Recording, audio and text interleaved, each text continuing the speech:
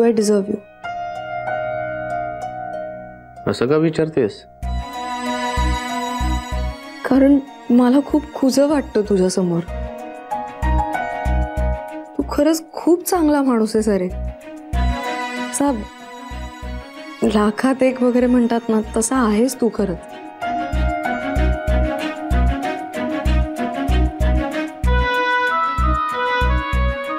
किती अंतर पार केलंयस तू. ज्या माणसाबद्दल तुझ्या मनात सगळ्यात जास्त राग होता त्याच्याशीच तू इतक्या छान शांतपणे आणि समजूतदारपणे बोललास.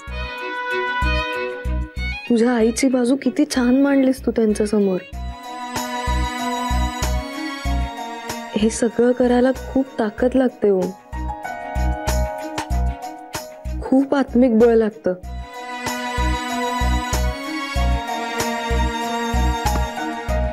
तू इतकं सगळं पाहिलंयस ना.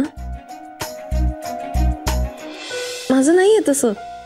मी काहीच पाहिलं नाहीये. म्हणजे माझं तर सगळं असं नेहमी नॉर्मलच होतं ना. मग तुला सगळं ॲबनॉर्मल हवं होतं का? तसं नाही. हे बघ, म्हणजे कसं माहितीये का, आता माझं बघ ना, माझी फॅमिली, माझं घर, शाळा, कॉलेज, सगळं असं नेटकं आहे, असं ठरवल्यासारखं आहे. मला काहीच स्ट्रगल करावा लागला नाही त्यांच्यासाठी. पण तुझं तसं नाही आहे. तुझी प्रत्येक गोष्ट ही तू एकट्याने मिळवलीस. तुझं घर, तुझी माणसं, यू हॅव अर्न देम. आणि या काही नसण्यामुळेच ना तू असा सेल्फ मेड मॅन आहेस.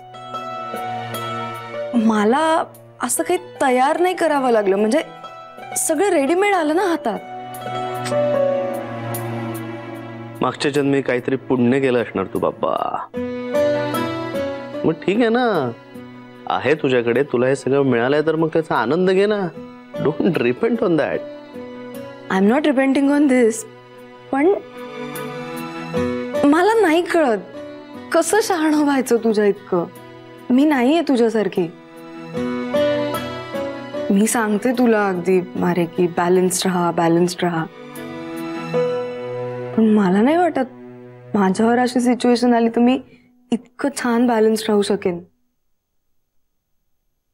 तू आत्ता बाहेर, अरे किती छान बोललास तुझ्या बाबाशी.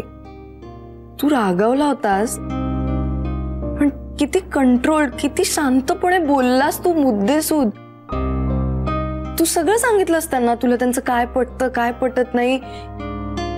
इतकं सुंदर. कसं जमतं हे तुला? सांगतो ऐक. हे सगळं मी कसं करू शकलो? कारण तुझ्यामुळे हे शक्य झालं.